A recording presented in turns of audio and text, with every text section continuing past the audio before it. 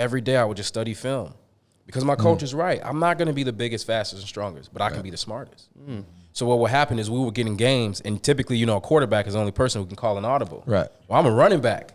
And I remember I would be like, Todd, 22 guys, I'd be calling out plays. And then he would make audibles. And then my coach gave me the green light to make audibles. He's like, Sly, you know what's going on. How do you know what's going on? It's because I study. I'm committed to this. Because you told me I can't be the biggest, fastest, or strongest. Right. But you didn't tell me I couldn't be the smartest.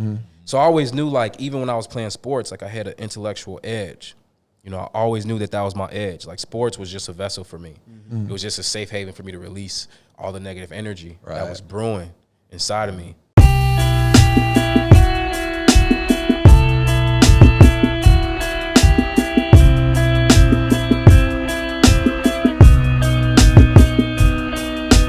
We are here with Sylvester McNutt III. The third. That is. You gotta say that properly. That's official. That is official. How you doing, man? Third. Thank you. I'm doing good. Glad to have you here. You flew in on a rainy day from Phoenix, man. Yeah, I was hoping to bring the sunshine with me, but I failed. So. Yes, you did. You know what? It hadn't rained that much. Well, so it's been beautiful until he got here. Something's up with that, man. That's the Chicago you brought. That's what I brought. That's what I brought. That Chicago. That we don't want to bring that. We want to bring the Phoenix. We don't want to bring the Chicago. Yeah, we are excited to have you, man. And we're excited to get into your story. That's what we do here. We tell stories. We like to tell people we're taking conversation back to the campfire. Is what we're doing I love here. that. So love. Like I said, we're excited to hear your story. You're an author. You're a podcaster. You're a speaker. You're a wellness educator. You do a lot of things. And what I'm fascinated by, we were talking about this earlier. I mean, I get it. Darren has a following because of sports and the things he's done in the community, and it's easy to understand why Darren has a following. For people like you, I'm fascinated by it because there's literally hundreds of thousands of people that you impact and that you lead, and you seemingly came out of nowhere to do that. And so what I'm fascinated to learn is, how did you do that? What message are you spreading to people? What encouragement are you giving people that makes so many interested in what you're saying? So that's what we're going to dive in today. We're so excited that you're here, and I know the people are going to be glad to hear this as well. So let's start with where you're from, where you were born, what family life was like. Let's set the foundation there. Okay. Had a beautiful family life at the very beginning. That is what I find most interesting, is the family system I came into was mom and dad. It was a lot of love. I remember fishing with my dad. I remember painting with my mom, singing with her, I remember playing cards with my mother and father. I remember wrestling with my dad, fighting with them, running. We used to run up and down the street. And I swear I could beat him every time. And then obviously he would end. As soon as we would end, he would finish right before me. I remember playing basketball with my dad. I remember being so pissed off when I was a kid because he would take me to the park and we would fly the kites. And you would have to get the perfect wind, and you would have to have the right amount of distance from the string. And I could never do it. And he just throw it up, and then he would just fly it perfectly. And I remember just begging him to teach me, how do you get this kite to be so perfect? And he's just like, it's science, son. How dads are so smooth. He's like, it's science, son. You just got to do it like that, And so I had the perfect upbringing. I was only child. So I got all the attention. I got all the attention. And as far as I can remember, it was a healthy family system. I remember seeing my mother and father flirt. I remember seeing them hold hands. Right. I remember seeing them being affectionate, touching, talking. But in my story, what happened was there was a drastic turn that happened around the age of 6 to 8. Now, to this day, I don't know exactly what happened in their story, in my parents' story, but I felt the change in the energy. I felt it. And so what ended up happening is when I got to be about 9 or 10, that's when I really saw what was going on, because everything had changed. Now there was violence in my home. It was abuse, and it was going both ways between mother and father. Now there was a lot of drinking. They both were drinking, whereas before I don't remember seeing that. Now I physically see them drinking bottles and bottles of alcohol, where my dad will come home and not even speak to us, not even say hello to us. And I have a younger brother and sister at this point, and they were little though. He would just go to the room, close his door, drink for a few hours, and then come out. Now, this was odd to me because that wasn't his behavior before. he would come in before and it was instant engagement. Right. It was like, Dad's home, you know? And so I noticed this change in my family system and the change in people's behaviors, but I was too young and not experienced enough to understand what was happening. I didn't have the language for it, but I just felt it. I just felt the change. And so the very first thing that I started to do was I started to journal. I actually went to a 7-Eleven by my house. And so I stole a notebook from there. So my parents, we grew up, I mean, they took care of everything. We weren't poor, we weren't rich. They took care of everything, but there was no extra. There was no extra in my house. So I didn't feel good about asking for a notebook to write in. Sure. I just didn't feel it, so I stole it. I just took one from the 7-Eleven because I felt this need to write about what was happening. I didn't feel comfortable talking about it with the kids at school. I didn't feel comfortable talking with my cousins because when we went around my family, they acted like everything was fine. My parents acted like everything was fine.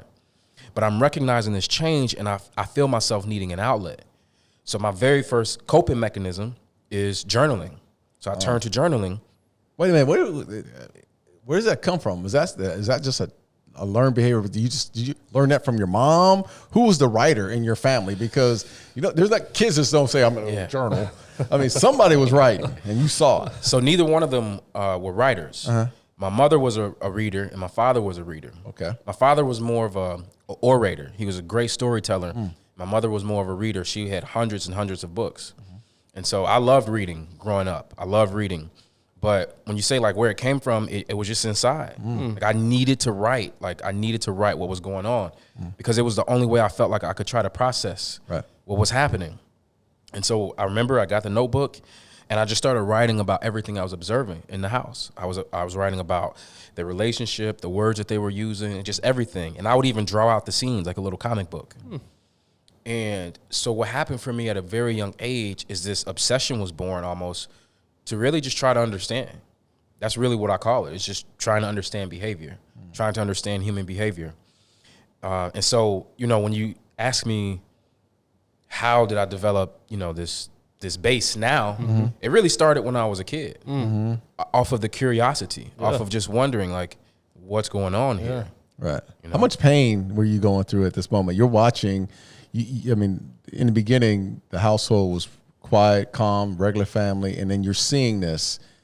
How much pain were you going through and witnessing what your mother and father were going through? Man, a lot. A lot. It felt like too much. I remember running away from home. There was this kid named Jose, and his mom was so nice. She was so kind. And I wish I was in touch with him. Maybe he'll see this and he'll reach out. But I just remember telling him about what was going on at the house. And he was like, man, just run away. Come live with me and my mom. I was like, okay. So I remember one day the bus, would drop me off right in front of my place. And then Jose would always stay on the bus and it would loop around the block. But this day, I just remember just having this anxiety and this dread just come over me because I knew I wasn't going to go home that day. And so I stayed on the bus and ended up going to Jose's house. And we played Sega Saturn. It's a gaming system that doesn't exist anymore. We played Sega Saturn for, maybe 2 hours. Yeah. And then my mother and father came knocking on the door. They knew I was there. Right. Because, at that age, they knew all my friends. Yeah. And I just remember getting in the car, my younger brother and sister in the car. It was really cold in Illinois. And I just remember getting in and just saying to myself, like, I wish they would have never came. I wish they would have just forgot about me. And, the truth is, I didn't necessarily feel that way. I just wanted the pain and the trauma to stop. I wanted the abuse to stop. I wanted the drinking to stop. I wanted the love and the peace to come back, and I just didn't feel like they were capable of producing that anymore. So again, I just felt like I needed to run away. Right. So that's when I knew it was bad. When I'm 13 running away. Right. That's when I knew it was a really bad, painful situation. So did you lash out at all? Were there some actions that you were taking outside of, knowing the dynamics of what were going on in the house, outside of the house? Were you lashing out? Not at first. So my lashing out didn't happen until I was 14.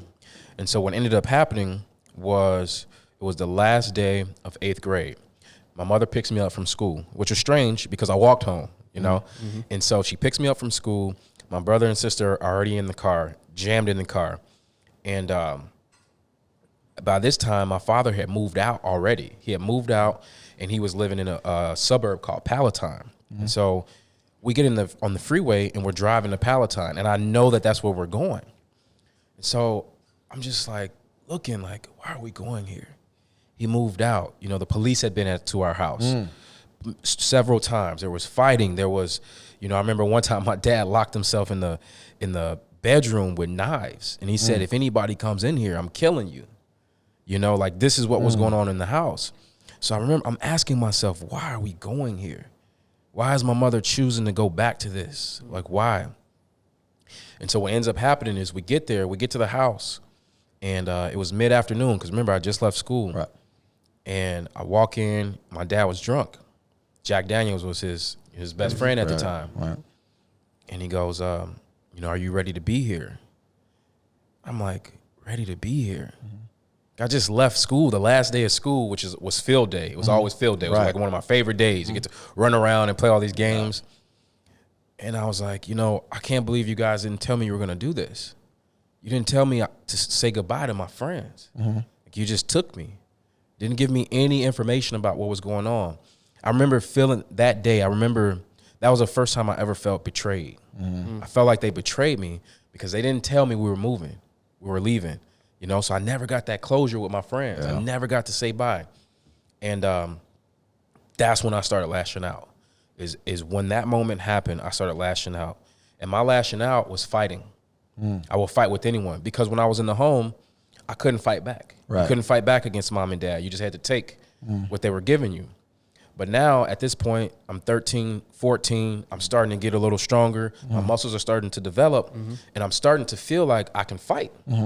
So, you know, last name McNutt, people around the neighborhood, they would make jokes. So I'm like, oh, okay, you have jokes. Let's fight then. Let's fight. So that was my reaction, was to fight.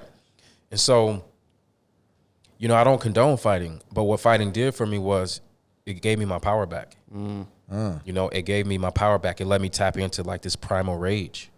You know, it let me really understand that I could defend myself from my parents. Actually, I really could. Right. Because before I thought I couldn't. You just don't fight. You don't fight your parents back. Yeah. Right. And so when I started fighting around the neighborhood and coming away from these fights almost untouched, like Achilles, feeling like a warrior, that's when I was like, wow, I'm a lot stronger than I realized. And so the lashing out was fighting in the neighborhood. And then I started to go home, and I didn't get to the point where I felt like I could physically fight my father. You wasn't ready for that work. But you wasn't ready for that I wasn't ready for that yet. That's a different level. But I started talking back to him. I started giving it back to him. I started to assert myself a little bit. I started to say no a little bit. I started to say my opinion a little bit, you know, and that felt good. That felt really good. Man, that is amazing. So what did your parents do at this time? What was their occupation? Yeah, so my mother, she was an administrative assistant, and she loved that. I feel like it really fit her personality. She was very structured, very organized. She was very punctual. She was a great representative of the company. She worked for this company called Butler Paper Company. Now, I don't know exactly what they did. I just remember her being proud about having that career. And, you know, my dad, he was a chef. But he was like the leader of the chefs. I don't know the exact title, head maybe chef. Executive chef, head chef. There you go. Yeah, something of that nature. And so he would always, you know, work with people from like a dietary perspective to try to get them healthy. Right. You know, specifically he would work with the older population. Right. And I felt like that was a great career because he would come home and he would teach us how to eat healthy. So I really loved that. What happened though is that my mom ended up leaving her career because my dad got a DUI. And I feel like that's one of the demarcation points in my story, in their story, where things went from like great to not great. And so we went from the two parents working to now only one parent was working. So my dad kept his job because he was making more money. And what I feel like happened, and so I always tell people to think about this. When things happen, you have to think about the emotions that come up for you in certain situations. So when I think about my dad, I think about him getting a DUI. Well, what emotions come up for that? Well, probably resentment, probably anger, probably shame, probably disappointment, probably feels like he let us down. And then I think about the emotions that maybe came up for my mother, especially when she had to leave her job that she liked. She probably lost a lot of her identity. She probably resented my father for his mistake. Right. And so when I think of my parents and I think of their story, I think of who was there to support them in the 90s with these emotions. Right. Where was the mental health conversation? Mm-hmm. You know, it wasn't at our family barbecues, right? So where was the support that they needed? I don't fault my dad for getting a DUI. I don't fault my parents for, you know, the abuse that they put us through. I don't fault them for that. I don't hold anything against them. It's just, I just wish that there was some support available for them. Sure. So they could have, one, maybe keep the family structure together, or two, if they couldn't keep it together, at least find practical strategies to dissolve it. How long did it take you to get to that point? Because I'm assuming that the age that you're going through all that, you don't have the empathy that you have now for that, because it's a high level of emotional intelligence to say, hey, listen, like I went through abuse. I went through these. I saw my dad get the DUI. I saw my mom quit, the fighting, all these things that were there. And most people would say, man, that's not fair. Like, I didn't choose any of that. I didn't have to go through that. Why did my parents, who are supposed to be in charge of me, why did they put me through that? Yeah. But you take the perspective of, like, I wish they had some more support. How long did it take you to get there? It took a while. You know, when I was 17, I'll never forget this. I was always a hustler. I always had to hustle. I always had to be doing something. And, you know, I'm playing football, working a job, doing school, which was, I mean, the trifecta. What else can you do, you know, at that time? And I'm working at Home Depot, and those checks were good. You know, when you're 17, those Home Depot checks were good. And so, you know, I bought my first cell phone. You know, I'm trying to take care of myself and, you know, become a man, I felt like. I'll never forget this moment. I come in the house, and my dad was like, go wash the dishes. Now, I hadn't had food in the house in a couple of days. Right. By this point, him and my mom had separated. He was seeing someone else. And so they were kind of just laying around, not really doing anything, two adults. And I'm sitting here coming in from a shift, playing sports, in school, and you're telling me to wash dishes that I didn't have anything to do with. I didn't even get any of the food from the dishes, right? So I felt a certain way. And this was the very first time that I feel like I completely took my power back. I told my dad, I said, I'm not washing those dishes. And I used his words against him, which is what triggered him. You know, I said, you told me that I shouldn't be cleaning up after adults. You told me that if I'm going to work and I'm doing my thing, I shouldn't come home to a dirty house. This is what you told me. Yeah. And it triggered him. Bad move, bud. Yeah, bad move. You can't use dad's words against dad. You know, but he didn't like it. So he tried to force me to do the dishes. He tried to, like, grab me. Well, by this point, you know, I've been power cleaning at this point, bench pressing, and my energy was much more channeled and much more focused at 17 than it was at 14 and at 13. And so I kind of just gave him a little forearm shiver, and I was like, get off me. And he tried to grab me. He was like, wash the dishes. You're going to wash these dishes. And he grabbed I'll never forget, my dad was left-handed. So he grabbed this, like, frying pan, and he tried to swing and hit me with it. And I just put my arm up to block it. And I grabbed it out of his hand, and I threw it. And I said, no more. You will never hit me again. Wow. If you cannot respect me, you won't talk to me. And my dad was like, pack your shit up and get out of my house. If you can't follow my rules, you won't be here. And I said, okay. So went to my room. At the time, I had a PlayStation 2. And this is the neighborhood where I went to high school at. So it's so interesting because I walked in the room. I had all of my high school football newspaper clippings. Every interview I had was on the wall.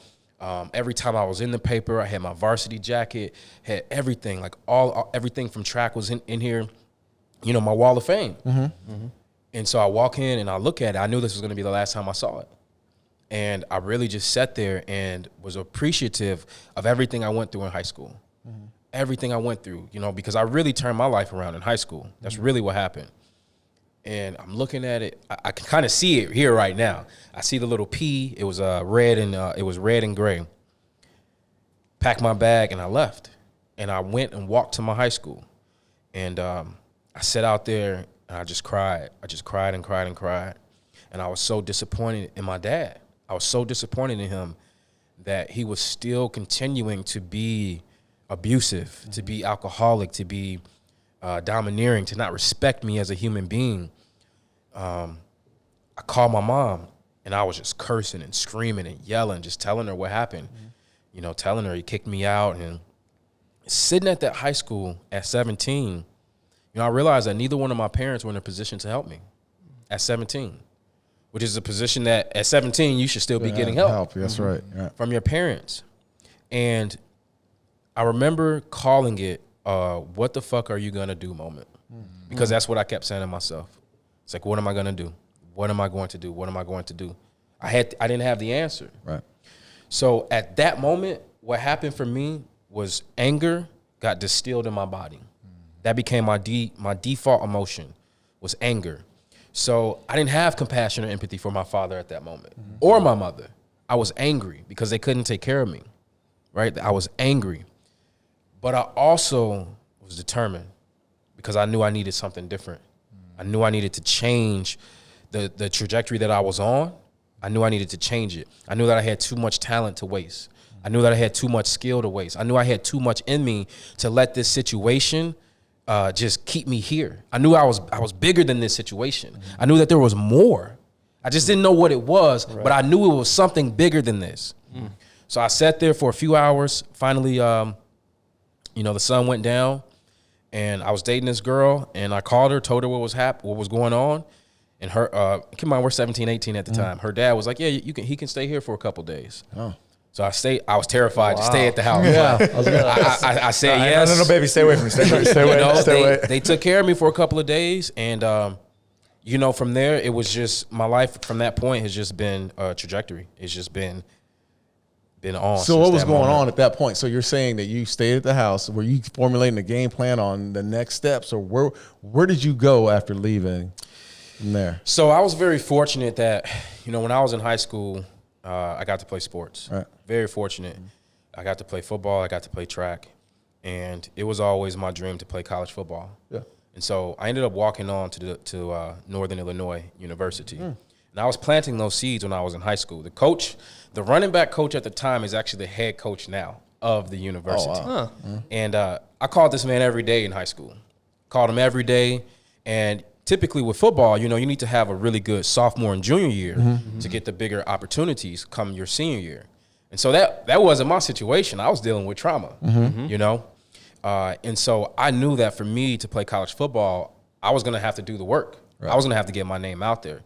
So Northern Illinois was right up the road. It was about 60 miles from me. So I called the coach every day. And I just said, hey, you know, obviously he stopped answering after a while. But I would leave a voicemail, and I would just say, hey, my name is Sylvester McNutt III. Right now I play running back. Here's my stats. I would love to play defensive back or running back.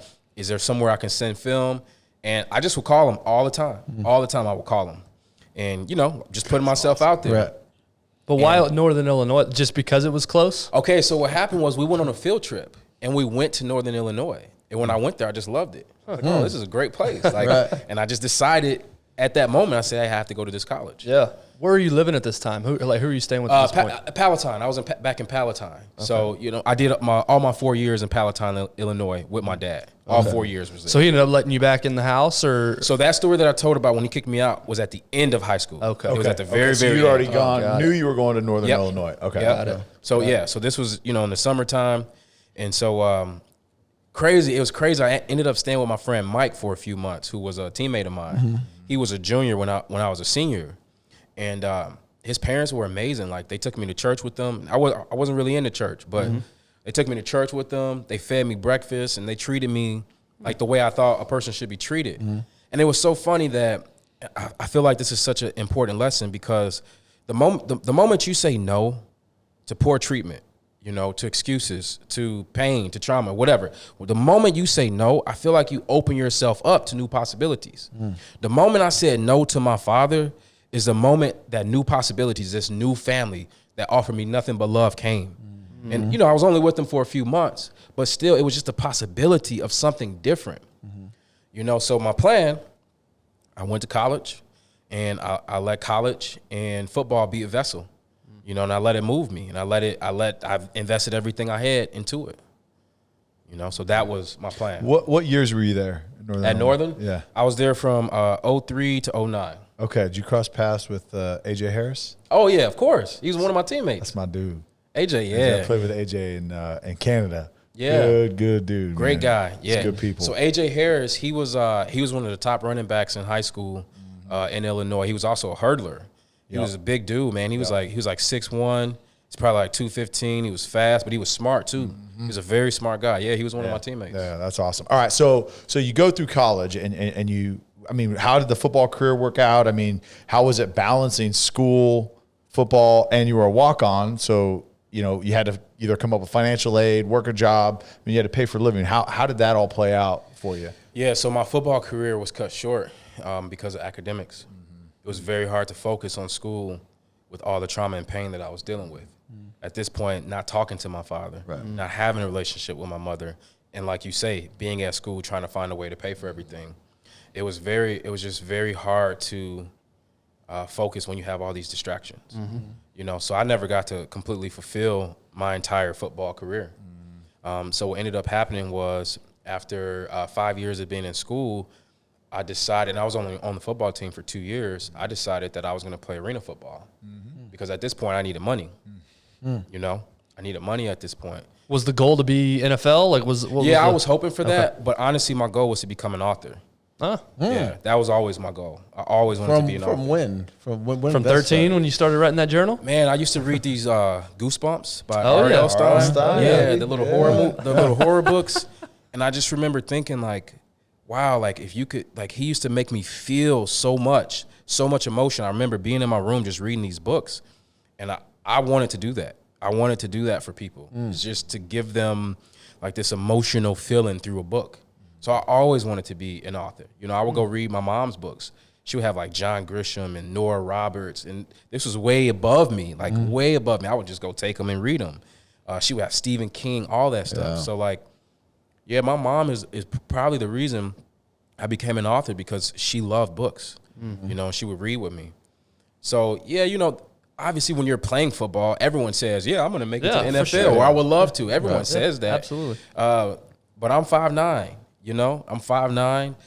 My coach told me, this is funny. My coach told me when I was in high school, he says, I asked him why my friend James was getting recruited. You know, James 6'1", 215. He's running like a 22 in the 200, got a 31 on the ACT. He's like, he's the perfect person to get a scholarship. I'm like, Coach, why does James get all these letters? Like, what does he do? Like, he's not a better football player than me at this point. This is what I said to my coach, which I probably shouldn't have said, but that's how I felt. Sure. You know, I'm like, he's not a better football player than me at this point, but he's obviously getting all the letters and all the recognition. You know, what is it? And my coach, he said something to me. He was a hater, okay? We know what a hater is. He was a hater. He goes, Sly, colleges, they don't want people like us. You know, you're not big enough. You're not tall enough. You're not fast enough. You're not strong enough. They don't want people like us. I'm like, wow, this is my coach. This is the head coach of the football program in high school. But what he didn't say was anything about intelligence.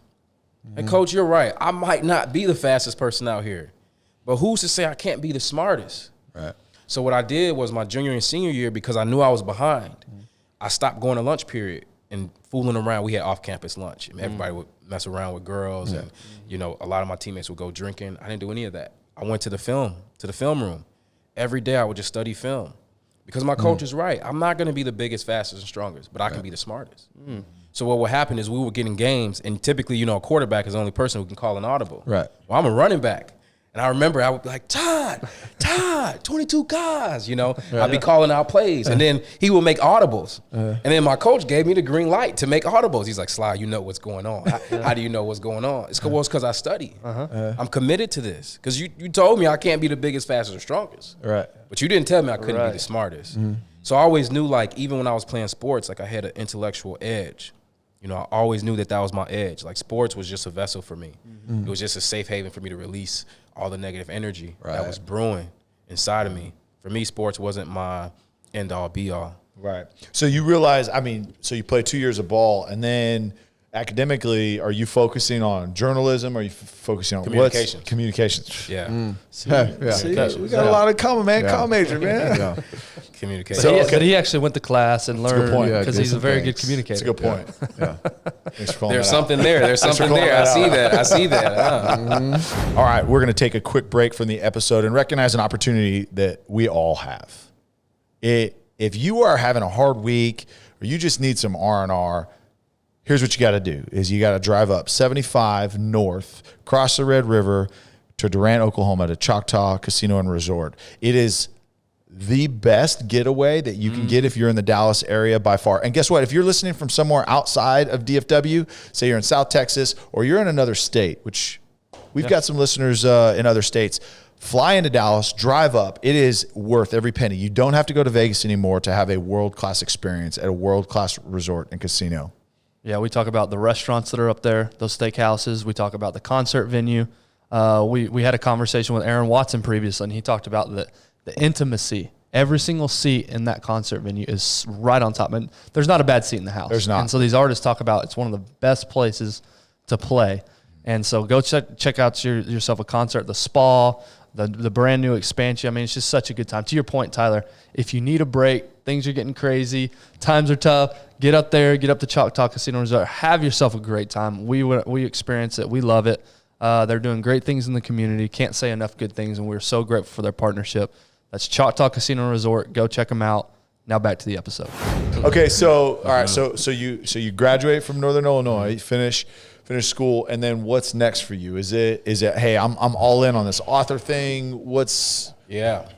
Okay, so, the alchemists, they talk about this. It comes from Latin. It's called prima materia, prime matter. So you have this prime matter in your life. So all we're doing right now is telling a story, right? And so at some point, I'm living this story, right? Not in the present moment, but at some point, I'm living this story. Oh, I did this in college. I didn't have the support. My coach said this to me.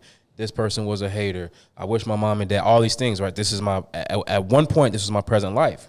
And so with this prima materia, with the material of our lives, at some point, we have to cook the material. This comes from the alchemist. Yeah. And so what they say is that you have to create a safe vessel to cook the material. And so picture like a boat, like if we're going to put everything on a boat, is the boat safe enough to hold the material of your life? And so obviously being in college and playing sports, that really wasn't a safe vessel to process anything. High school really wasn't a vessel to process anything. And so when I got out, that's when it was all about, it's time to process this trauma. Because you can't just live with it. Right. You can't just get up and go to work and lift weights. You can't be on autopilot. It's time to sit with this. And so for me, that's when I started going to therapy. I ended up working at Verizon. And so with my very first check, I bought a car and I bought my very first therapy session because I wanted to talk to a professional about what I was dealing with, what I was going through. Then the very next step was I tried to get my whole family to go to therapy. Now, they didn't go. But I asked dad, everybody. I wanted everybody to go, brother, sister, mom, dad, because again, we grew up in a traumatic family system, and so I was like, well, I'm working now. I'm working at Verizon, so I want everyone to go. And there was a lot of resistance. They obviously didn't go, and it was at this point where I'm at Verizon.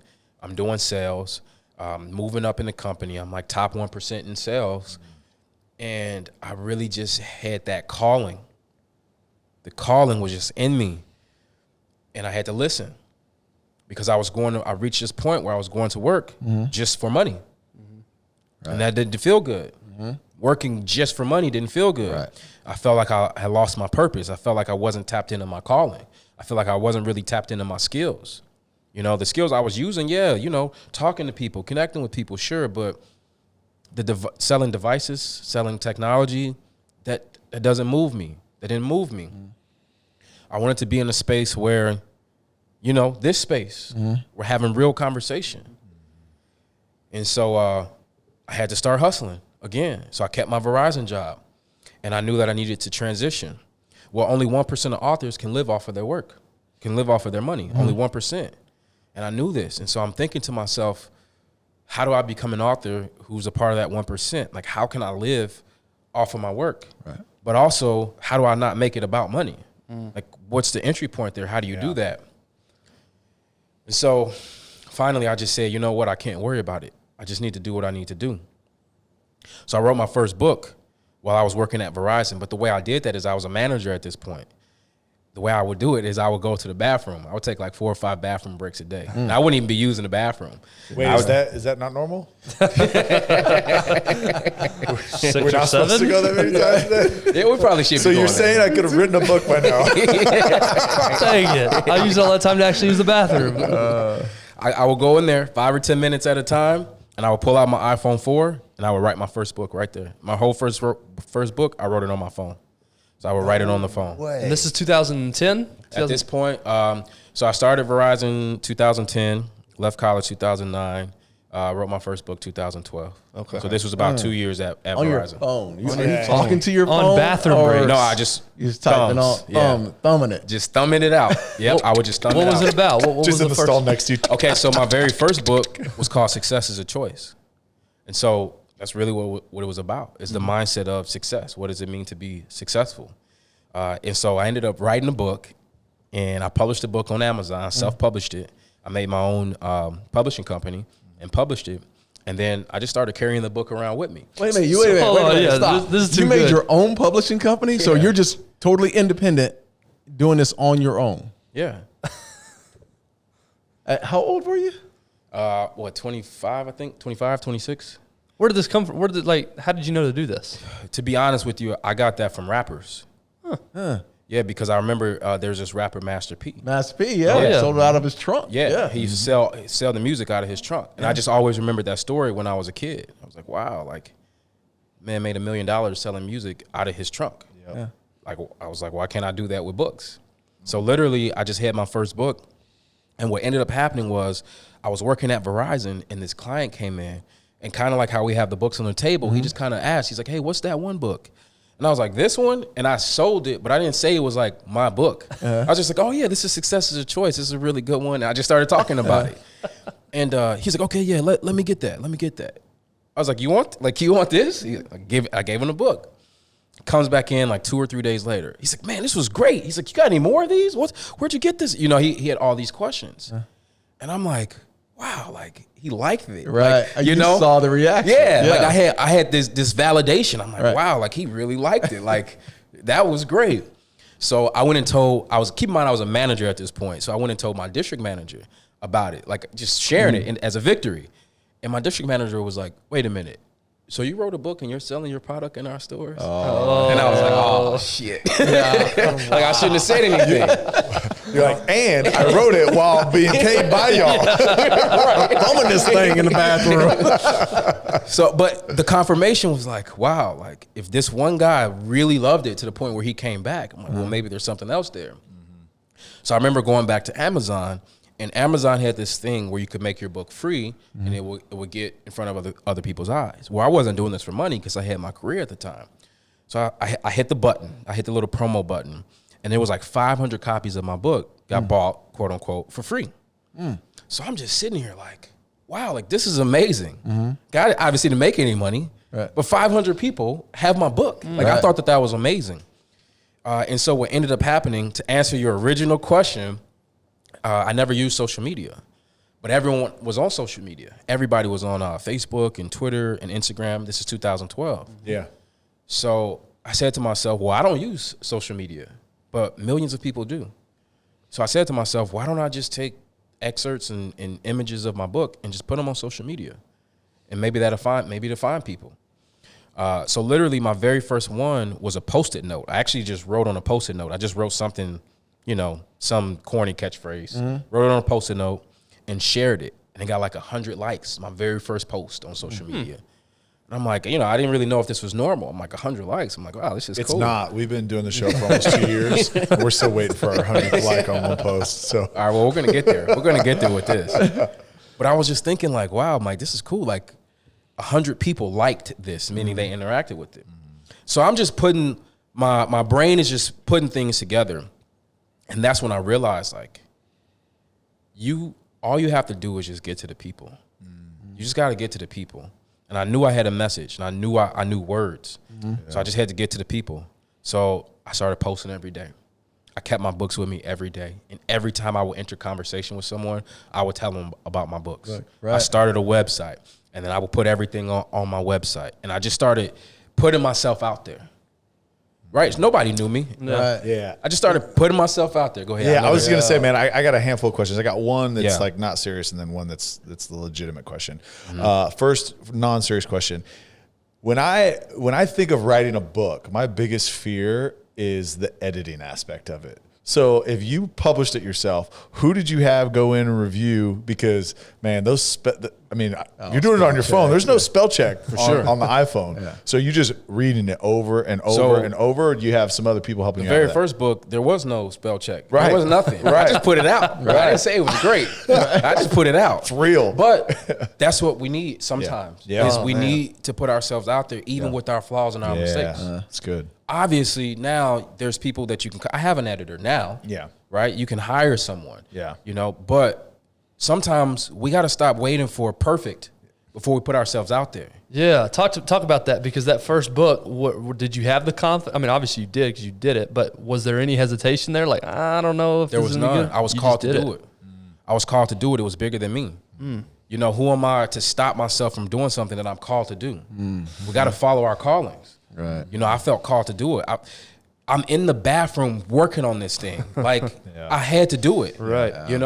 I just think, I think that some people have some wiring, right? Some predisposition to having traits and being able to put themselves out there.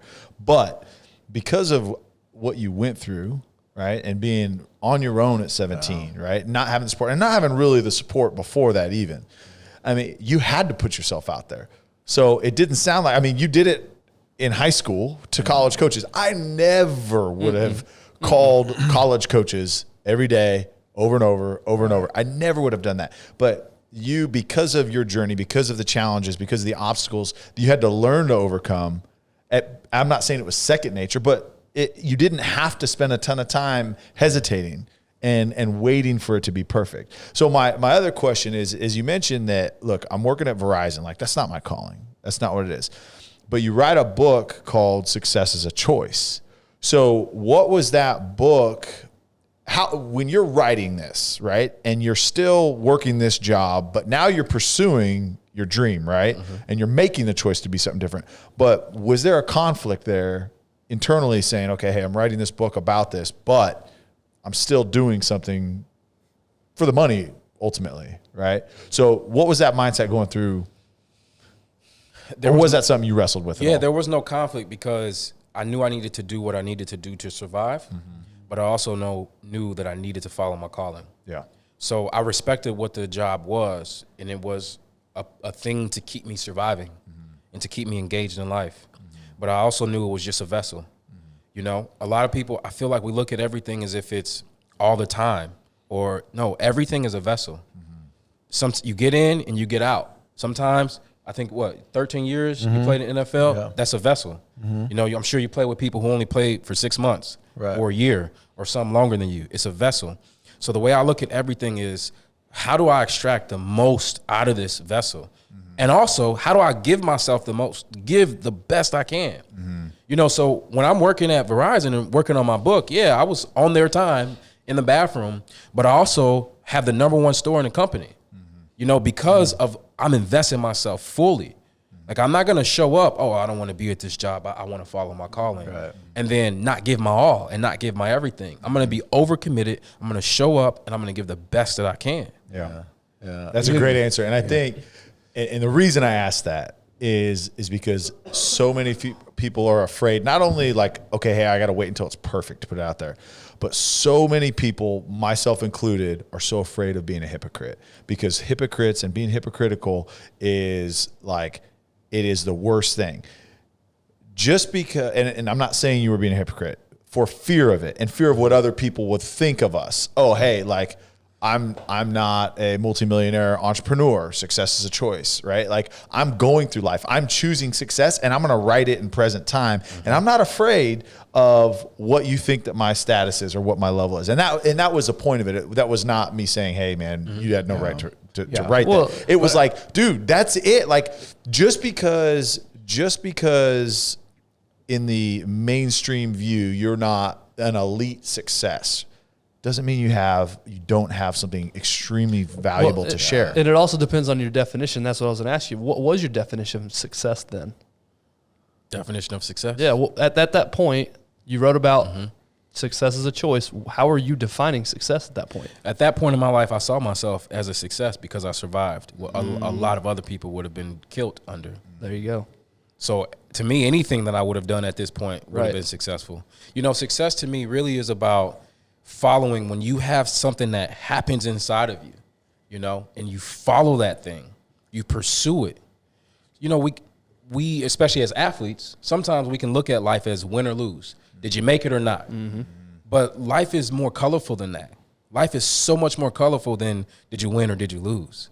You know, there's people who, even in the sports realm, it's like, we were just talking about this. You know, people who've been in before the show, we were talking about this. It's like, we look at the top athlete. We look at like LeBron or Aaron Rodgers, and it's like, these are the people that are successful. But then just because you don't know the 53rd man on the roster, or because you don't know the 14th guy on the NBA bench, that doesn't mean he's not a success. Yeah. You know, I saw it on Twitter the other day. They were talking about one of LeBron's teammates. I think his name was John Holland. He was from like the championship team in 2016. And they pulled up his stat, and he only averaged 2 points a game. And you had these people roasting him on Twitter because he only averaged 2 points a game. He'd murder you if he was out Do there. you know what would happen if you played this Trust man? me. Do you know? I played against guys. You know? who on the D League, they would hit 50 on you. Yeah, trust me. So, you know, to me, success isn't about grading, you know, the levels of things. It's really about, you have this thing inside of you. Did you go after it? Yeah. You have a book inside of you. Are you going to go after Yeah. it, or are you going to succumb to the fear? You know what it is, and I'm looking at you. I'm sitting there. You're probably looking. Why in the hell is he staring at me? Because there are certain people in your experiences in the inner city and what you've dealt with in your life. Like those experiences are one thing, but you are a manipulator of words, man. You know how to communicate those words and tell a story of what those things that I've never been that guy that could tell that story of all the pain that's been in my life. Like I've had so much trauma, but I've kind of like you've been able to express it. I've been able to find ways to hold it within because I haven't been someone that can manipulate my words and communicate my thoughts in that way. I think it's beautiful, man, because I remember hearing Maya Angelou talk about her experiences in life and that when she became a poet, the reason she became a poet is because she could put those words out.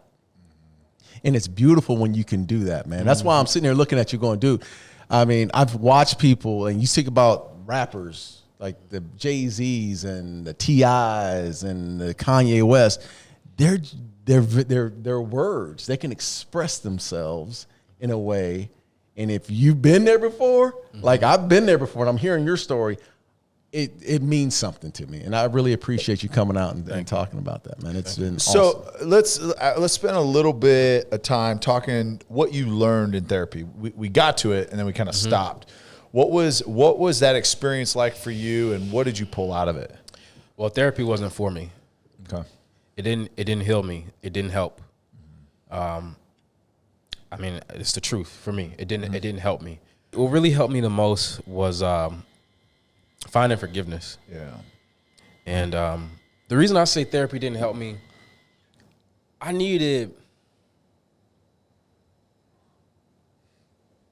what I needed most was to understand what my parents were going through. That's what I needed.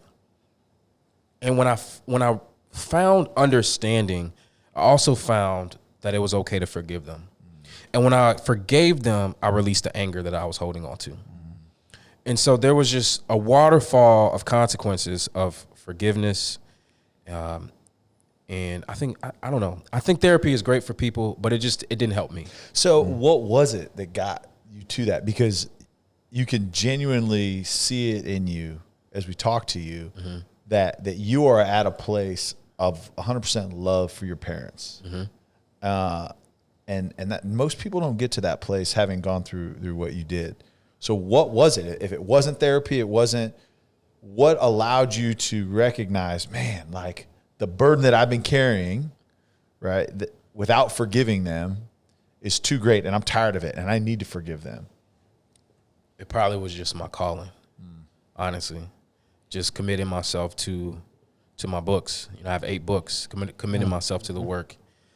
Because you don't write the books without doing the work, and so really just doing the work of, holding space for conversations about trauma and healing, and especially, just being a black man, and where I come from, black men, we didn't typically have these conversations. When I look on TV, I don't see black men like me. I don't really see men at all like me, having this conversation, especially also being an athlete. It was weird when I would be around a lot of my athlete brothers and teammates, and I would tell them, "Oh, I write poetry." They're like, "Well, what the fuck you mean you write poetry? Right. That's sissy, that's gay." You know, these type of like emasculating terms. Right.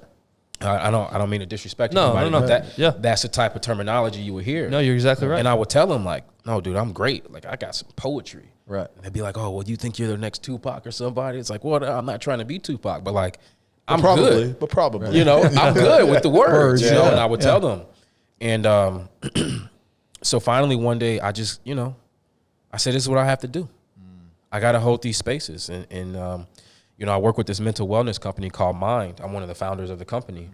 And we just got appraised for about $14 million. Our company's worth $14 million. And what we're trying to do with Mind is bring the mental health conversation to everyone's cell phone. Because you look on social media and it's easy to get distracted. There's porn, betting, movies. There's so much on your cell phone.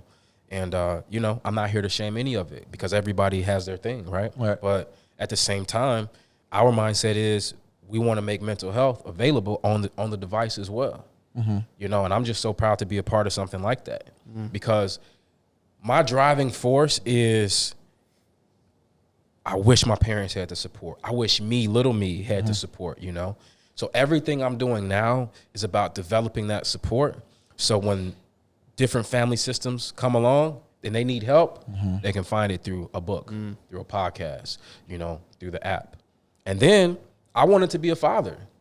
I knew that where I was at mentally and emotionally, I couldn't be a father under those circumstances. Right. Because to me, I wanted to have a family that was built around love, built around empathy, built around support and encouragement. Not saying it's always easy. Not saying, there will be no anger or disappointments or any of that. But I wanted my family structure to be built around love. And I knew that was going to start with me. And even though there was trauma and there was pain in my family system, I still feel like my parents wanted to give as much love as they could. Right. And I feel like they did. But they couldn't metabolize some of the problems that they were dealing with. Yeah. Before we continue on what you're doing now, let's wrap a bow up on your story. So you write that first book, you start hustling, spreading it yourself, doing that thing. You start to see some success. Where did you go from there? Where did you lead to the second book? What did life look like after that point? The first book, people wanted it. It was like a drug. They just like, I need more. When's your next book? And people started putting pressure on me. Like, where's the next book? Where's the next book? But that's actually when the conflict started to come in with the career at this point, because, I was investing so much time at Verizon, and even on top of the time, I was just investing my best energy. I was giving my best energy to this job. Then I go home and I'm drained. So I'm just thinking to myself, like, wow, if I want to write a book, I need my best energy. I can't give that to someone else. So I saved up like $30,000 and just quit my job. And I just said, I'm gonna make the author thing work. So but you didn't have any idea. You had no confidence at this point that anything, no signs necessarily. No, I had other than I'm gonna make this work. I was the sign. Right. I was the sign. I said this has to work. Yeah. And saved up $30,000, quit. I started doing personal training on the weekends because I felt like that was an easy thing to do. Former football players, got certified as a personal trainer. So I did that on the weekend to try to keep some money coming in. And then my new 9-to-5 was just my career that I have now. So I just made it happen. Wow. I made it happen.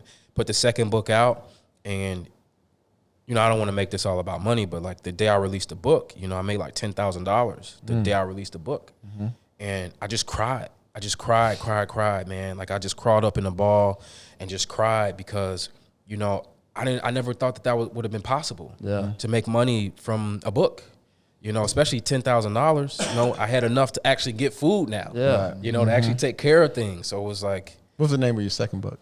The second book was called The Dear Queen Journey, and it was a poetry book. You know, it was about this guy he went through a toxic relationship, and he was trying to find out how to avoid toxic relationships, and what's the mindset and some of the things you can look for in relationships.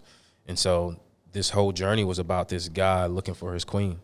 So essentially it was me trying to find my girl. You know what I'm always interested in is TV shows and movies. You see this a lot. The first one is great, right? It is awesome. Yeah, thank you. And then season 2, season 3, not as good, right? And how I justify that is this writer spent their whole life writing that first season.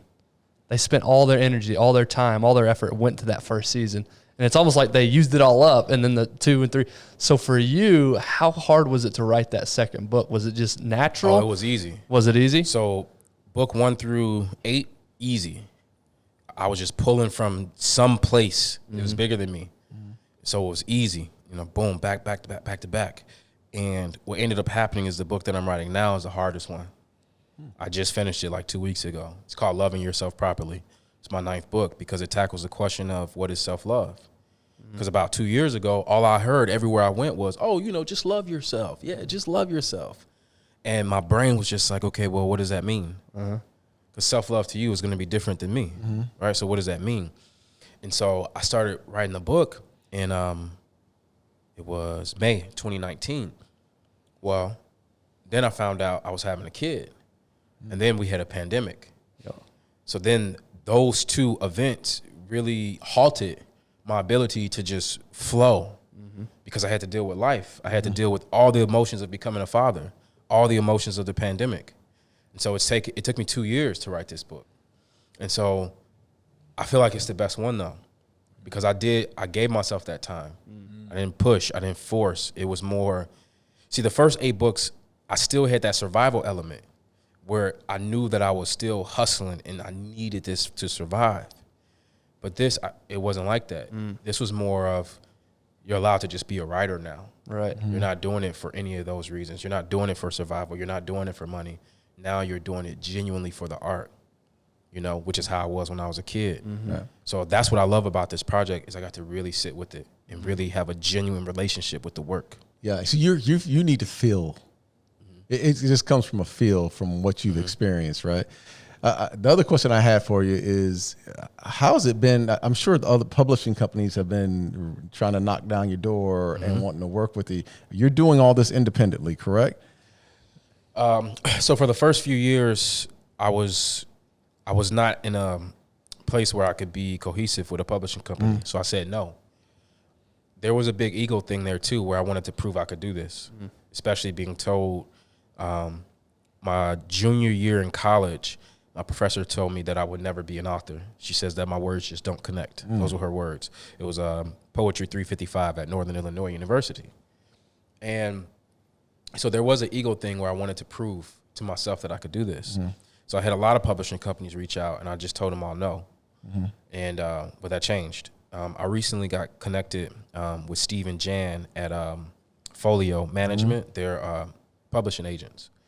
And so I got connected with them. So I signed with them. In my 10th book, they are actually going to be selling the book and getting it to one of the big 5 publishing houses. Right.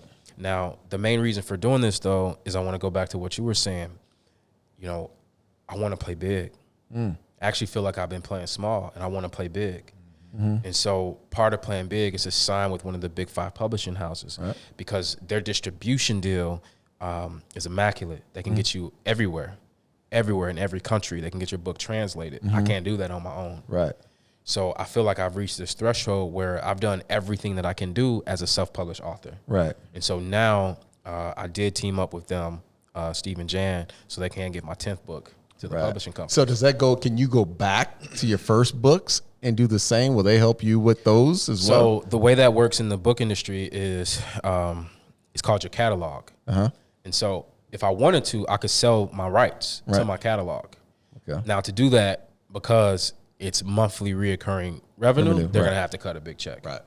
So I could. Right. So I've set myself up now for success where I have these properties Right. that I can use. I have leverage. Yep. An entrepreneur. That book game Seriously. is like You think different than I do. I can promise you that. He does. Yes, he does. He's different than all of us. So, and I don't mean to keep hitting on this therapy thing. And you said, hey, look, the therapy counseling was not really for me. Did you find that writing was that for you? Because it feels like you discovered a lot of yourself and a lot of wounds that you had through writing. Writing is my therapy. I still write every day. You know, it's one of my healing mechanisms to this day. I was on the plane this morning, wrote a couple pages on the MacBook. Are you writing books or are you just writing just thoughts? Free writing. This morning was free writing. It was free writing with kind of the influence of it may be towards a book or something of that nature. But I write every day. Yeah. Sometimes I'll have a prompt, like I'll ask a question. How do you feel about this? Or what's your opinion on this? And sometimes I just flow freely. Sharpening your sword. You know, I recommend it 5 minutes a day, but don't think about it. Don't try to control it. Don't judge it. Don't edit it. Just 5 minutes a day. Right. How do you feel? Every single 5 minutes. Boom. It really gets you in the habit of becoming one with the words. You know, no barriers. Just write. Just write. Whatever flows out through your hand, just write it. And Interesting. then when you get done, you say thank you. You thank yourself. You don't judge it. You don't grade it. You just thank yourself for sharing that space, you know, the intimate space of diving into how you feel at that moment. And what does that do for somebody that writes for 5 minutes? What does that do for them? Or what does it do for you? I think it keeps you in the practice.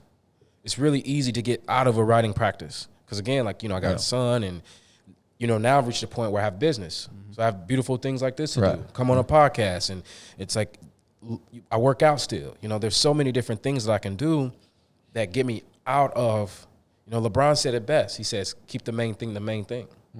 So even as I keep growing and doing different things, business, entrepreneur, I got to write. Right. That's what started it.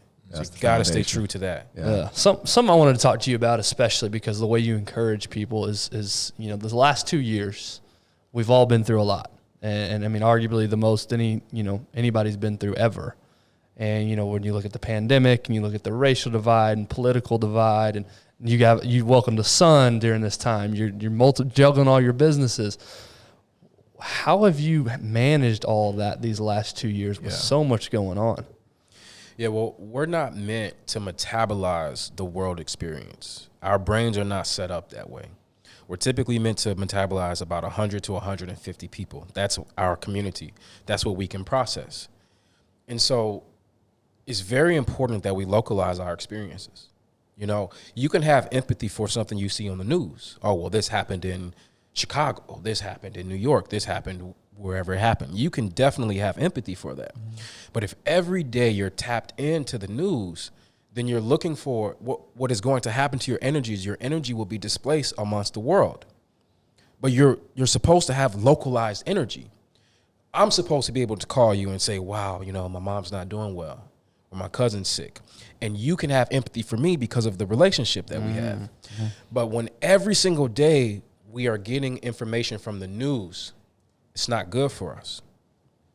So the number one thing I recommend for people to do is to have a healthy boundary with the news, with social media, with the news, with how much you're intaking, because you cannot digest it all. And it's not good for your psyche. It's not good for your energy to digest everything.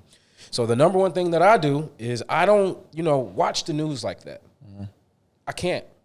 The most important news to me when I wake up is how's my son doing? How's his mom doing? Have I touched base with my feelings, with my emotions? How's my energy? That's the most important news. Yeah. That's the most important. You go all the way against a prideful. Amen. But he does. You go against it. I mean, you're the community you come from and that I come from as well. Very prideful community. And you go totally against the grain as far as being expressive. How much feedback have you taken any criticism from those because you've been so expressive? Yeah, a lot. Well, a whole lot. But I don't care. Yeah. I don't care. You know, I buried my father. He was 51. That's young. It's very young. And I remember just being at his funeral when he looked like me. He had a hair. He didn't have very much gray hair. And I just remember thinking like, wow, like this ends. Yeah. This all ends. Boy. So what do I look like wasting my time? What do I look like caring about feedback? You don't like me. Okay. What's he Okay. sound like? You don't like me. Sounds like you. Yeah, he does. Yeah. Do you know what I had to go through to be in this chair in this moment? You don't know. Right. So why should I care if you don't like me? Oh my gosh, dude. Yeah. Wisdom, man. That's awesome. So much wisdom. I want to take another quick break. And speaking of breaks, I want to thank our sponsor, Sleep Number, who gives you the best break of every single day of your life, which is sleep. And what they're doing with their technology and their mattresses is second to none. They have taken the mattress game and put it on steroids. Yeah. They check your heart rate, your circadian rhythm. They're doing all these different things to test you while you're sleeping to make sure that it's custom and that every single night is the most restorative, restful sleep that you're ever going to get. It's no accident that Sleep Number is the official sleep partner of the NFL. And because NFL athletes are at the top when it comes to recovery, when it comes to taking care of your body, and nothing is more important than sleep. We've talked about it on the show multiple times, making sure you take care of your sleep. And there's a reason that Dak Prescott sleeps on one every single night. And there's a reason that his career has blossomed the way that it has. So make sure either you go online, sleepnumber.com, you go into a local store, they're going to walk you through it. You're going to experience the entire process of understanding what your sleep score is or what your sleep number is, and then ultimately showing you how to achieve the highest sleep score, because that's what's important is how you actually sleep and how you recover so that you can tackle the day with everything that you have. Yeah, it's the VIP experience that we're all looking for. That's so right. That's sleepnumber.com. Like Tyler said, go get yourself to a local store and get yourself that VIP experience. Now back to the episode. What does Sylvester care about? What is important to you? Yeah. I think it's important to contribute. I think that's important to contribute to a community. It's very important. Through your work, through your efforts, through your presence, through your love, through your attention, you have to contribute. The world is set up for us when we get here. And a lot of people have sacrificed different things for us to be here. Everything that we do is privilege. To be able to have this podcast, to be able to sit here as men and talk is privilege. Like, there's people who die for us to be here. There's people who had to walk miles and miles with no shoes for us to be here. Everything is privilege. And with that, there's, to me, a deep recognition and a respect of the relationship of everything that has been there for you. That's why I don't hold anything against my parents. I don't know what they had to go through. I don't know what they had to go through. And I always want to respect, my ancestors, the people who came before me and who paved the way.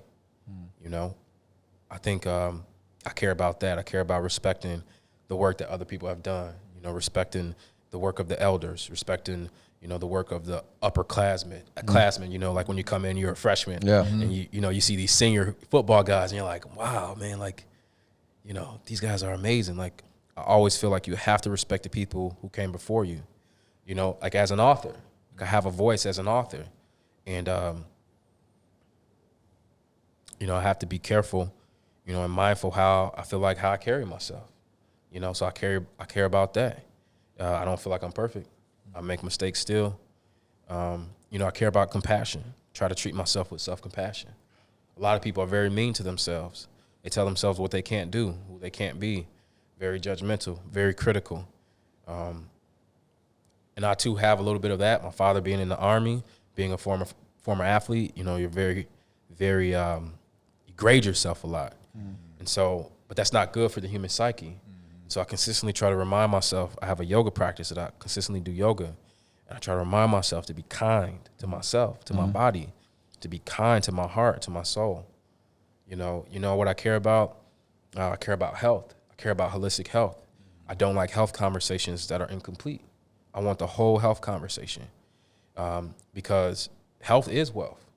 Health is wealth, and I want people, like one of my dreams, and I don't know how to make it happen, but is to help people recognize that a lot of food we eat is bad. It's fake. It's not real. It's not nutrient dense. And I want people to recognize what they're eating, because your food, it goes right into the cells in your body. And I want people to eat well. And look, I love cookies and cakes, and I love all that stuff too. I'm not about to come on here and say I'm a saint, or I'm not doing that. But I want people to have an understanding of what they're eating and what it's doing to them. And I want people to have boundaries. Yeah. And lastly, I would say that in this moment, I care about making sure that I don't restrict my son from who he is. And that's something that I'm working with right now, because he's a toddler. And toddlers, they live off their impulses. And so I find myself saying things like, Mason, stop doing this. It's like, or get off me. He just wants to crawl all over me. I'm trying to work on the computer, but then at the same time, I recognize he won't be this small forever. It's only a short time period where he wants to be on me like this, where he wants to fight and wrestle and just throw his body on me, and he doesn't care if I'm asleep or if I'm napping or if I have work to do. He doesn't care. So I'm trying to lean into like the duality of, okay, appreciate this time period of his life, because this will never happen again where he's this small. But then also at the same time, like, how do I, quote unquote, get work done or do important things? Like, how do I do that? So I'm trying to navigate the balance, and I'm just trying to make sure that I don't crush him, in his development. Yeah, it's funny. I had that exact same revelation not long ago with my oldest son. I was sitting there, he was playing little Toy Story toys, and the thought came in my head exactly what you said. He's never going to be this exact version of himself ever again. Yeah. So why do I keep putting my attention on all these things that don't matter? He is never going to be this same person ever again after this moment. And it just really narrowed things down on what was important to me. Yeah. It sounds like the way that you're talking, and you're a great communicator, it sounds like you control your day versus your day controlling you. I think that's my biggest problem. I feel like I'm playing defense all day long. I've never taken control of the day. I'm always backpedaling. But for you, it sounds like you set your boundaries and your standards, and you make sure that you hit each one of those before anything else gets done. How do you do that? How do you make that a priority for yourself? One of my favorite songs is Leonard Skinner, Simple Man. I'm a simple guy. Like, I know exactly what I like. I know what bothers me. I know who bothers me. My distractions, I know exactly. As soon as I wake up, I know what's going to distract me that day. And so really what it is I try to set my day up so I can do what's most important. For me, work is not most important. The most important part of my day is my daily walk in the morning and to get a workout in. Now, I don't work out every day, but I need to, like 4 or 5 days a week, during the week especially. During the weekends, I kind of relax from that, and I hang out with the family. We do the cartoons or go to the mall. I try to make sure it's always about the family. So really for me, and I'm sure you guys have heard the phrase, win the morning. I try to win the morning. If I get that workout in, if I can get a walk in, I'm good to go. I'm good to go. Then the rest of my day is easy to deal with. Especially with the business I work in a lot of project management type work. Writing a book is project management. Podcasting is project management. And so what I've learned is that you have to be compassionate with how you grade your day, because you could work for 6 months and never finish anything. Right? But each day you're making a deposit, or you're laying a brick or whatnot. So I've learned that really the personal part of my day is most important to the business part. So maybe for you is, another tactic I've seen too. One of my friends in LA, he does this. He breaks his day down in 4 parts. So he goes from 6 to 10, 10 to 2, and 2 to 6, and then 6 to 10. And so, like football, it's like a quarter. And so maybe that could work for you, where you dedicate different parts of your day from like a quarterly basis. Right. Yeah. I think Yeah. what you need to start doing is waking up earlier. Well, I think that's true. Yeah. Yeah. No, I think I do control until everybody else in the world is awake. I do control that part of my day. So from 4:30 to 7, whatever it is, I do feel like I have a good handle on that. But once that 7:30 bell hits, the 4-year-old wakes up. Right. The rest of my day until he goes to bed, or the 2-year-old, or everything just feels like I'm backpedaling. But I love your, and trust me, these two are busier than I am. What I love is your 5 minutes of writing, though. For me personally, I'm going to take that home with me, and I'm going to start doing that because I think that could really be beneficial. You like for to me. write, though. I do like. That's what I'm saying. That's why that resonates to me. Yeah. A question I had for you is a young kid comes up to you, and we'll make this a personalized thing. A young kid comes up to you, as opposed to being some general recommendation. Young kid comes up to you, had a rough upbringing, and he says, "Hey man, my parents' life was tough with my parents. They were alcoholics. They were blah blah blah. I'm not smart. I don't have the intelligence. I have all these things going against me." How do you encourage that kid? What do you say to that young kid who thinks that everything in the world is set up for him to fail or for her to fail? Well, I would say investigate. If your mindset is things are set up for you to fail, investigate where that mindset came. Do you really believe that? I mean, you're allowed to believe that. You're also allowed to not believe that. You can believe in something different, but you have to investigate. I feel like it's all of our duties to investigate the mindsets that have been given to us, because some of them have been given to us from our parents, from society, from a girlfriend, from a boyfriend, from church, from wherever you want to label it. It's our job. I'm responsible for my mindset. So it's our job to investigate. Why do you believe that? Why do you think that way? Where did it come from? Is this really your belief, or is it your parents' belief? I write about that in my book, Free Your Energy. I ask people to really investigate the mindsets that they choose, because we choose our mindsets. We're choosing it. So what are you choosing? It's like, oh, well, life is set up for me to fail. Okay, well, if that's what you believe, that's your reality. That's your personal reality. That's your personality. See how those words? Personal reality, personality. That's your personality. You believe that things are set up for you to fail. I don't believe that way. I see the people who have sacrificed before me. I see people who have lost their lives. I see people who have literally given their life, so I have an opportunity to get up and do what I love to do. I'm going to take that opportunity. I can't sit on that. I can't wait on that. Then I would tell them that I empathize with them and I understand. I know how hard it can be. I know the emotions that you deal with when you come from an upbringing that's not perfect. But even the people that you think have the quote unquote perfect upbringing, it wasn't perfect for them either. Yeah, it's true. They still had problems. And say you didn't have a lot of money, even the people who have money, they still have problems. So no matter what the demographic is, there's still something to overcome. But there's always love there. There's always love inside of you. There's always people that have been in your life, even when you're going through the worst moment, who have been there to look out for you, to help you, to guide you, to teach you, to give to you. So I feel like we have to keep fighting for those people too. When I was going through the worst of the worst, my friend Mike and his family looked out. My aunties looked out. My grandmother always looked out for me. Even though my parents had their faults, they still tried to look out for me. I had a teacher named Mrs. Smith. I would come in her office, and she would look at me like, "Sylvester, why are you here? There's too much inside of you. You're in trouble again for fighting? Come on, I need you to be better." I would get C's and D's, and she would say, "You're literally." I was a gifted student, and she would say, "C's and D's are beneath you. What are you doing?"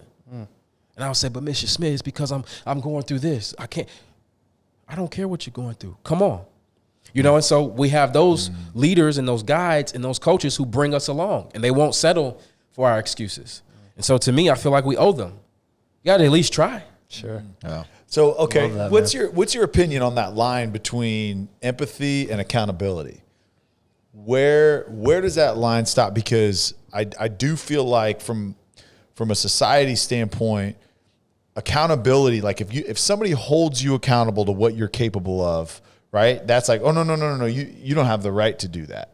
So you're a third party looking at somebody. Where is that line of, hey, look, I empathize, I get it, it's hard, And then where is it okay, in your opinion, to hold that person accountable? You can't hold another person accountable. I can only hold myself accountable to my standards and to my beliefs. You know, a good analogy of this is football. Let's just keep it simple. All right, cover 2. You play safety, right? Right. Okay, so you're a safety. So we got 2 safeties. Both of those safeties have the same responsibility. Half field. And I'm a corner. I play corner. So I have a responsibility. Okay. So let's just say we line up, me and you on the same side. And we get 2 receivers for our side. Okay. I'm going to make sure I'm lined up on the outside receiver as a corner. My only job is to make sure this man doesn't get outside of me. Yep. Because if he gets outside of me, then he's going to be in that void, little touch pass, he can't get there in time. So I literally have to funnel my guy inside. This is my responsibility. This is my role, right? The linebacker supposed to funnel his guy inside. We're trying to keep everybody in the little vacuum in the space. So he can say to me all he wants. Come on, Sly. Be accountable. Do your job. Funnel the guy inside. Get a reroute. Push your him. hands on Get in him. front of him. Something. Yeah, I'm yelling at you, too. You can say it to me 100 times. Yeah. You could yell. You could grab my face mask. You could tell coach to bring me out. But if I don't do it, I don't do it. Right. I don't do it. So I don't believe that you can hold another person accountable. But what you can do is you can be in your spot. What you can do is you can say, oh, so you don't know how to do this? Let me teach you. Let me show you. Let me help you.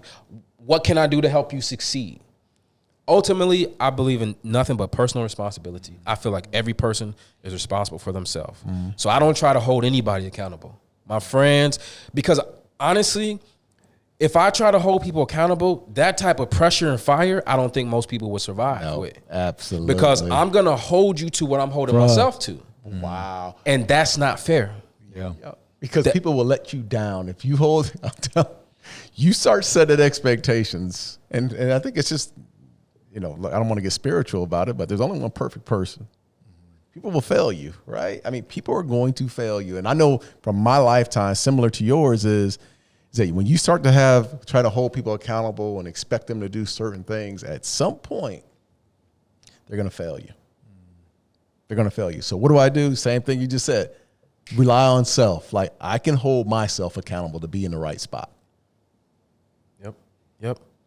Yeah, I think the point of that, and this isn't turned into a debate, the point of that was encourage accountability, not necessarily hold accountable, right? Because I agree. I agree with you that it's like, look, it's not my job to make you do, unless you're a parent, right? Right. It's like, it's not my job to make you do something. My job is to encourage and equip you Absolutely. to reach your potential. Absolutely. Right. Yep. But at the same time, there is a thing called an accountability partner, right? But again, it's not holding; it's encouraging accountability, right? So you've got the ability. It's hard for any person, right, to be held accountable. Like, nobody likes to be called out for their shortcomings. Nobody likes to be called out for their mess ups, right? Although there is some beauty in that, because sometimes we can't see our own mess ups, right? And sometimes we can't see that we're slipping or we're falling off, right? It's a slow, gradual fall. And that's where friends, family, accountability, mentors, whoever it may be. But I just, and that was my question. Because I think is going to tell you about your shit. Yeah, that's right. That's right. But that's such a tough, it's so tough, like the way to navigate it, because you really need to know 2 things. One, what do you really need in this moment? Like, if you're going to be my accountability partner, do I need the rah-rah speech? Or do I just need a tap? Like, hey, come on, let's go. You're slipping. So I feel like it's really about trying to figure out yourself, like knowing yourself, knowing how you like to be coached. How you like to be held, how you like to be supported. And then also, if you are on the other end and you are that accountability partner, recognizing that you can't coach everyone the same. You can't encourage everyone the same. And really tailoring your words and your language and your energy for that specific moment. It's tough. It's tough to do.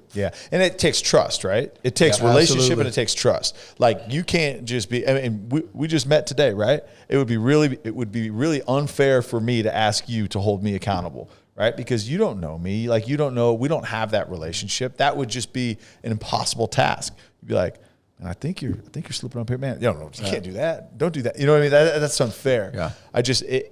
I think where we get lost on the accountability, right? It seems like there's two sides, right? It's over empathetic or over accountable. I see that. And then we've got the side that wants to tell everybody, no, you're wrong. You should believe this. You should think this. You should act this way. You should do this. But there's no relationship, right? Yeah. And there's no trust. And I think that accountability, and you said it right, man. It's encouraging accountability. It's not telling and holding accountable. No, I got that a was buddy. kind of a tangent. No, I got a best friend. Me? And I'll call him now, not you. Oh. And I'll call him out. Definitely not you. And I would call him out same way. His name's Floyd, right? Best friend, right? Best man at my wedding. He is a true accountability partner. Like there's a trust because I've known him for so long. I know his dirt. He knows my dirt, right? And you're right. There's something that Floyd can say things to me that no one else can say. For sure. And it's like, okay, I know I'm fucking up.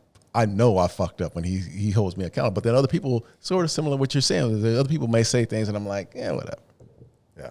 I don't look at you as an accountability partner because we haven't built that relationship to do so. Yeah, that's why social media is so fascinating to me, and the arguments that cause, and you talk about, you do a good job of shutting out that noise, but for whatever reason we have in our head that we have to hash this out online when we have no relationship. What argument on social media has ever convinced the other side that they're wrong? Ever. Right. Like in the history of social media, there's never been a debate in the comment section where someone was like, you know what? You're correct. That's a good point. Good job. You're correct, Richard in Wyoming. You know what I mean? And again, that's the lack of relationship, right? Yeah. Is there's people, this social media platform feels like everybody feels like they've got a voice and they've got to say this and they got to say this and hold accountability. Like there's beauty in social media, right? We can share things with more people. We can share words. We can share love. We can share, there's all these things that we can share on social media. But now we've taken it as this is my world, and you other 50 billion people can just live in it. You know what I mean? And it's unfortunately like it encourages the opposite of what it's capable of producing. Yeah. Well, that's and the bright side of it, like Tyler's talking about, this conversation right here. If I didn't know your story and your background, and you start all of a sudden telling me it's about I have the power and I'm personally accountable. You don't know me. You don't know my story. Right. But now I hear your story. Now I know where you come from, and he does get it. Yeah. He's been there before. He's been where I have before. So he does have merit then. That's why I love podcasting because, we talked about the vessel. Like this is a safe vessel because the vessel holds space for conversation. And so we don't have to agree. We don't have to be right. We can just have a conversation. That's right. But the vessel of social media itself is so confined and so constricted that there is no space to hear the nuance of what your opinion is or what you think. Right. It's not set up like that. So honestly, boundaries. You got to have boundaries and just recognize that, hey, it's kind of like if you're texting your wife about an argument. Well, is the text message the best field to be doing this in? No, it's not. It's us sitting down together and holding space for each other. What are you supposed to do in a conflict with your wife? Hold her hands. Hold her hands and look in her eyes. Hold both hands, look in her eyes. I thought it was hold her face. He gave us this advice. I thought it was hold her face. Hold her hands. Hold her face. Close to you. Faces if she starts to pull away. Then you grab her face. Okay. Yeah, Tyler. Then I got a cop calling. Maybe I've been knocking on the door. Yeah. Tyler got this great idea about holding your spouse's hand and, it is a great idea. Talking to her. Darren tried it. It is a great idea. Darren got slapped upside the head. It is a great idea unless you marry an Italian. You've been around Tyler too. So where do you go next, man? What does life look like for you in the future? What are your goals? I mean, we got 20 more books in you. What's life look like going forward? Oh wow, that's a big question. And why you think, another thing I love about you is that you pause and reflect before you answer. We don't do that enough. I want to commend you for that. You've done that 3 or 4 times now where you've paused, taken a moment. I love that. That's awesome, man. Yeah, I think a lot of the times people have like automated responses, So I try not to give that. I try to make sure I'm genuine. I try to tap into what I feel in that moment. I mean, you don't just like to fill space. Yeah, I need to be intentional with how I move. I love that. I would say health, man. Just really focusing on my health. would be priority number one. Because like I said, I buried my dad. He was very young. And I like living. I like being alive. I don't want my son to be saying the same thing. Sure. So I would like to live long enough and to have a good quality of life, to be able to do some things with my son and play and wrestle and all that stuff. Yeah. Be able to see him go to prom and all that stuff. I really want to watch him live his life, see his kids come in. Yeah. So I think health is the biggest thing for me. Professionally, making sure I'm aligned with where I'm spending my time, making sure that I'm not just doing something for money, making sure that my motivation for what I'm choosing, really aligns with me, really aligns with like my core, really brings something out of me. I think that's important. I don't want to just take a job just because it's a bag, oh, this is a big bag. Like, nah, because I've done that. And it's like, yeah, the money is great, but then that feeling of not feeling fulfilled, I need that. Yep. I need to feel like I'm fulfilled. So I would say probably just those two things, staying aligned, taking care of my health would probably be. See, that's great. I love that, man. I love that your goal is it. To me, hearing you explain your goal, it feels light, right? It not like to minimize the value of it, but it feels lighter because if I'm aligned with what my purpose is, what I was created to do, those other tangible goals, like whatever, it's so hard, right? Like that's so cliche these days. Hey, don't worry about making money. If you do what you love every day, you're gonna make money. Sounds good, right? Sounds good, but I've got a son that I've got to provide for. Right. I've got family that I've got to take care of. But to hear you speak about your ultimate goal is, look, being healthy and being aligned with what you were created to do, man, that's powerful. That's great. What about your son? How are you going to what are your hopes for him? How are you going to encourage him as he grows up? I feel like one of the best things for me is that I feel like live my dreams. I got to play the sport that I wanted to play at a high level. Got to do a career that I like, multiple careers actually, at a high level. And so I'm not a dad where I have to like live through my kid to try to fulfill anything. I'm very content with where I am. I don't know, wait till 7-year-old flag football. Just wait. Yeah, he hadn't started T-ball yet. Nah, I'm just gonna sit back and just see what he needs. I did it. I did everything I needed to do, so I don't have to live through him. Yeah, that's good. So really, I just want to sit back and figure out how to support him. Support him on his journey. That's great. Love it. You'll give it to him? You got anything else, D, over there? No, give it to him. You all out? Give him the last one. Hold on. Before we gonna do ways to find him after, or are we doing it before? Let's do that before. Okay. Good point. Right. How can people find you? Sylvester McNutt III, Sly. You type that name, man, you'll find me. I have a podcast, Free Your Energy podcast. My books. What do y'all do on that podcast? Just give the people a little highlight. Yeah, so it's kind of like a hybrid. I do some solo episodes where I just jam on a particular topic. But what I'm really interested in is doing guest interviews, and interviewing people essentially, and just asking them. I bring a lot of authors on. Being an author, it's easy to book other authors because people want to get their name out there. So bring a lot of authors on, and just ask questions. Yeah, I'm a very curious person, so I try to use the platform to like explore different conversations. And for me, it's not about being right. I don't have a specific narrative I'm pushing. I'm just curious. Yeah. I'm a very curious person. So I just bring people on and ask questions. Love that. That's awesome. Love that. So you got your Instagram, you got your YouTube channel. Yep. Website. You're a speaker as well. Can people book you for speaking engagements? I just got done. I just did this keynote for this company called Real Love Ready, and it was all about relationships. It was really cool to do. So it was a keynote. It was all about relationships. So I'm out there. You type my name in, you can find me. Google it. Yeah, it's easy. It's easy. Love it. Anything else, Ty? I'll bring it. No. All right. Yeah, Last question. We ask every guest this. Okay. If you could go back to any point in your life and tell yourself one thing, doesn't necessarily mean you go change anything, but if you could just go back and tell yourself one thing, where do you go and what do you tell yourself? Okay. So the butterfly effect, right? You change this one thing, change your whole life. Exactly. And then obviously the easy answer is, I wouldn't change anything because I wouldn't know this. And, that's what people usually say. Well, and that's why we caveat. Yeah, that's why we caveat. Just tell yourself Yeah. one thing. Like Sylvester at 35? 36 now. 36. Oh, shit, okay, that's right. 36 goes back to, and I'm gonna preface this. Goes back to those steps at your high school at 17. Yeah. There you go. That's a good one. What do you say to yourself? Just tell him. Man. I would probably just tell that guy, you'll be all right. That's probably it. Yeah. You'll be all right. Yeah. He probably wouldn't want to hear that at the moment, but You're supposed to come back and tell me where I can go buy some food and a nice place to stay. Explain what this Bitcoin thing is to me.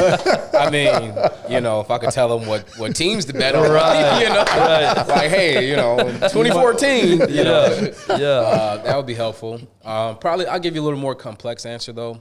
I think when I was leaving Verizon, I was also leaving a toxic relationship, and I had a lot of uncertainty. I wasn't sure. Like I knew it was going to work out, but I didn't really know, because you don't really know. And I think I would just go tell that person to just be confident, trust what you're doing, and it's okay if it doesn't work out. Because I sit in front of you and it did work out. Things went well, but I would tell that guy, even if it didn't work out, it's okay. It's okay. Because that would be a failure. You failed. But that's okay. It's okay to fail. Because to me, success is trying, and I would say, hey, you tried, you gave it your best, and you should have closure knowing you gave it your best. And it's okay.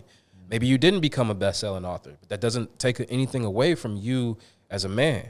Like, you're still a good person, and you did it. So, That's good. Love it. I love it, man. Sly, man, we appreciate you flying in for this because we talked about it earlier. Zoom is great. It's great that we're all connected that way, but it just hits different when you're in the room with each other, man. We appreciate you so much for coming down here and It was doing beautiful, this. bro. Yeah. It really was, man. Yeah. Love it, man. Love your message. I'm excited, man, to see the continued impact you talked about contributing, right? The continued impact you're going to make on those that maybe had similar upbringings, but just everybody, man. Your perspective is on point. Your perspective is true. It's authentic. Man, I'm excited for you. So anything we can do to help, man, we're here, man. We're a resource for you, brother. thank you. I appreciate you. All right. Appreciate you guys.